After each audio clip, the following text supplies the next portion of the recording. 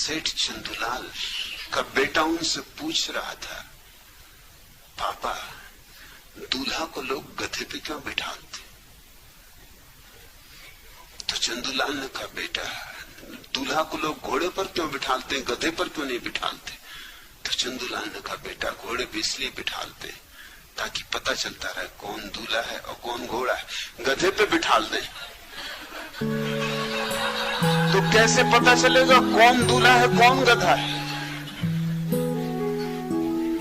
वरमाला किसके गले में पहनाएगी?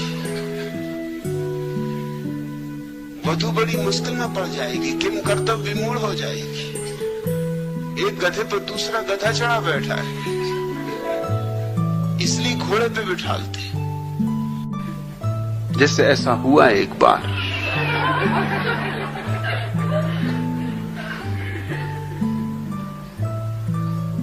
कि जब रामलीला शुरू हुई और सीता का स्वयंवर रचा गया, तो कहानी यूं है कि खबर आती है लंका से कि हे रावण, तेरी लंका में आग लगी। तो रावण भागता है, लंका में आग लगी हो तो ये कोई विवाह रचाने का अवसर है। बेचारा भागता अपनी लंका बचाने। ये तरकीब है, ये ऋषि मुनियों की जालसाजी है, ये झूठ है। लंका वगैरह में कोई आग नहीं लगी थी, मगर जब तक वो बेचारा लौटे तब तक यहां मामला खत्म हो गया।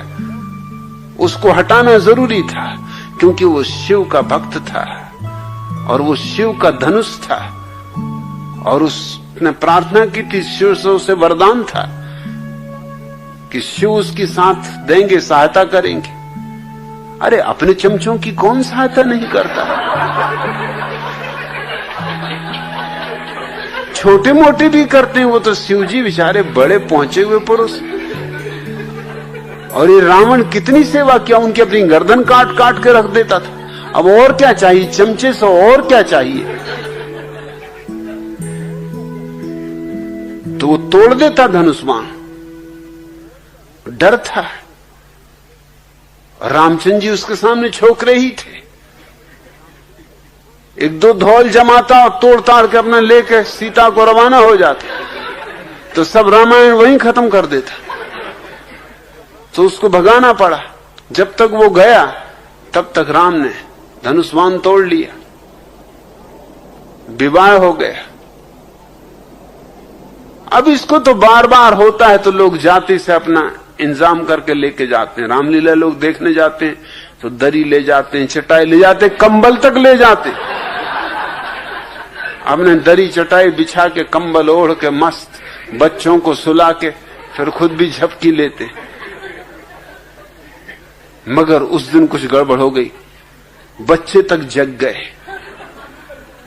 क्योंकि जब रावण को खबर आई कि तेरी लंका में आग लगी, उसने कहा कि लगी रहने दो। लोग थोड़े चौंके कि ये बात क्या है। जनक महाराज भी थोड़े हैरान हुए, अब करना क्या है। रामचंद्र जी की तो सटपटी गुम हो गई होगी।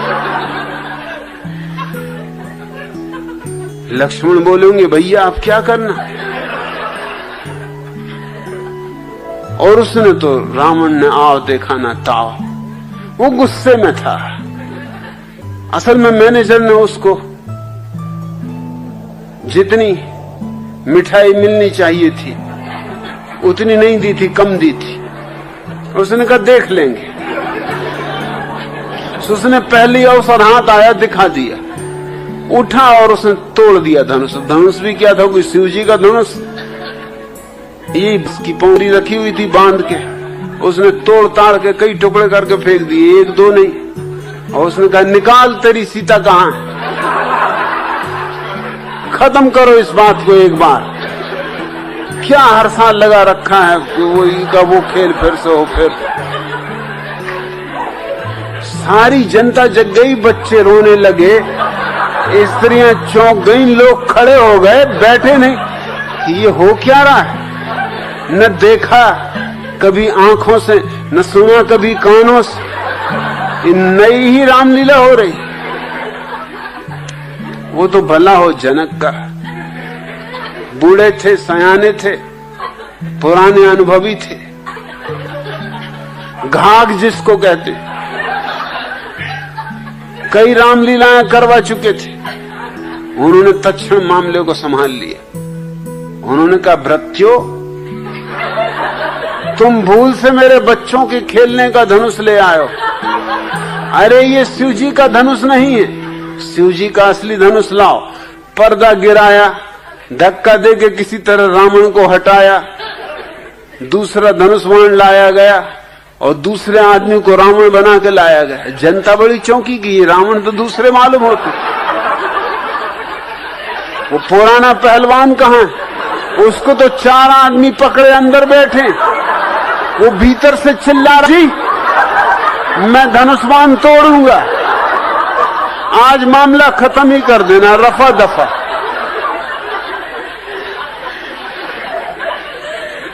किसी तरह उसको मिठाई दी, समझाया बुझाया कि भैया धनुष्बाण न तोड़, तू जितनी मिठाई लेना हो ले ले, और आगे से हम ख्याल रखेंगे, जो भूल हुई सो हुई। कभी कभी ऐसे मौके आते हैं, अन्यथा तो रामलीला में लोग सोएंगे, वही का वही पुनरुक्त हो रहा है। छोटे छोटे बच्चों को सुलाने के लिए हम यही उपयोग करते नवल किशोर। माँ बैठ जाती बगल में, दबा देती बच्चे को बिस्तर में, चारों तरफ से कंबल दबा देती, भाग भी नहीं, और बैठी कि राजा बेटा सो जा, मुन्ना बेटा सो जा, राजा बेटा सो जा, मुन्ना बेटा सो जा। अब क्या खाक करे राजा बेटा, मुन्ना बेटा सोए नहीं तो क्या करे? हालांकि मां यही सोचती कि मेरी सुरीली राख के कारण सो रहा है। ये सुरीली राख का सवाल नहीं है, ये ऊप पैदा हो रही, घबरा रहा है वो। ये तो मां अगर बच्चे के बाप के पास भी बैठ के कहे कि राजा बेटा सो जा, मुन्ना बेटा सो जा, तो वो भी सो जाएंगे।